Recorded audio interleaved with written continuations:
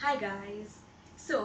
In the past few weeks, I've received a few requests from parents asking me to upload a video to talk about communication strategies that they can use to help improve communication between them and their kids. So, this video is focused specifically on that, tips to improve techniques, um, tips to improve communication between parents and children. So the first one is encouraging emotional literacy.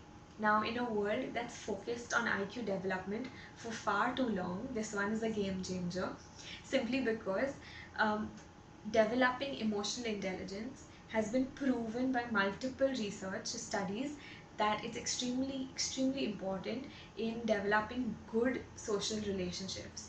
um, Social relationships are something that play a key role in every aspect of our life, whether it's work, it's our private life. It's something that we need on a daily basis, and therefore emotional intelligence and the development of it is extremely important. So as a parent, you need to ensure that your children are able to understand their emotions well and are able to express them in a healthy manner.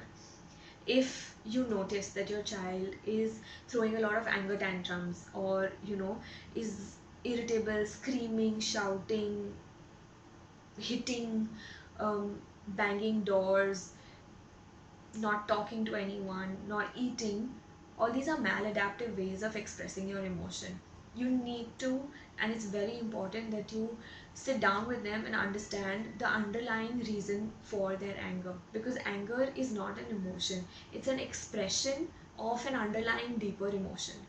So it's very important to identify what that deeper emotion is. Is it frustration? Is it guilt? Is it jealousy? Is it sadness?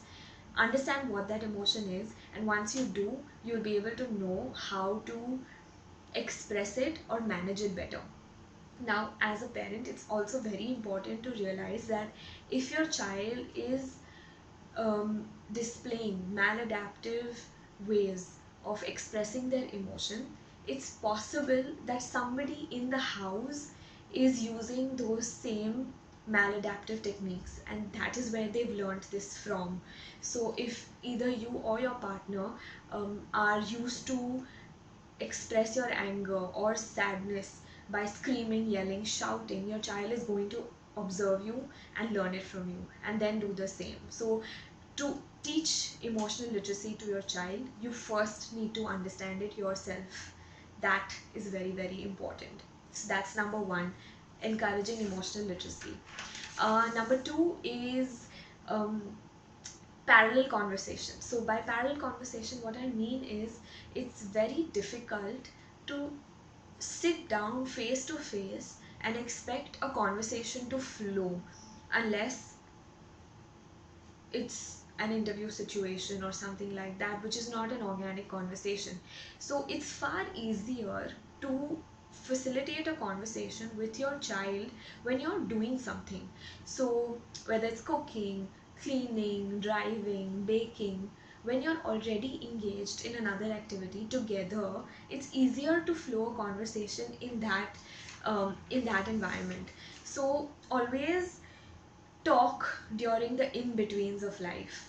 This is very important. That's where the best conversation happens, when you're doing something together. So it doesn't feel like an interrogation, or it doesn't feel like a forced conversation. It's more natural, it's more organic.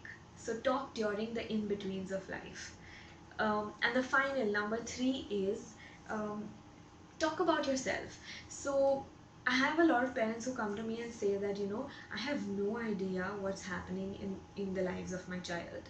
Like I just don't know. I know just the basic details, but I really don't know anything else that's going on in their lives.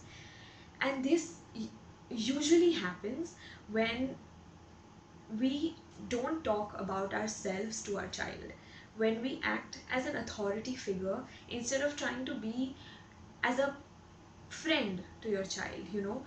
So it's very important, if you want your child to open up to you, you need to open up to them first. Talk about your experiences in life, talk about what your day was like, instead of constantly grilling the child. There's a common quote that goes, grill your food and not the child. constantly asking questions. How was school? How was this? How was that exam? How was this? How was that? It it makes the child feel like they are being interrogated, and they just have to keep answering your questions.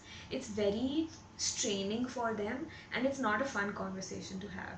Instead, if you just start talking about yourself, like, oh my god, I had a massive argument with my boss today, and then, you know, see their reactions. Maybe if they've had a similar experience, they would chip in there and be like, oh, you know, mom, last week I had a similar situation where I had an argument with my friend.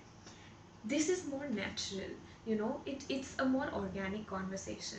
When you're talking to your friend, you know, you're not constantly grilling them with questions. So why do we do this with our children? The minute they come from school, we have like a list of 100 questions that we want to ask them, and it can be very irritating to the child. So let your child be comfortable once they are, and you know, just start talking about yourself. Make it a more authentic conversation, the way you would with someone else your age, maybe, you know. And your child will automatically chip in, because you know, that's how humans are. You sort of, when you're talking to someone, they tend to talk back. But when you're constantly pressurizing a child to keep answering questions, question after question after question, it can become very, very straining. So to have a good conversation flow, try to avoid that. So these were my 3 techniques for today. I hope they help you in improving your communication with your kids. Please let me know in terms of feedback if they did, or if I missed something, then maybe I can add it in my next video. Thank you so much for listening. Have a nice day.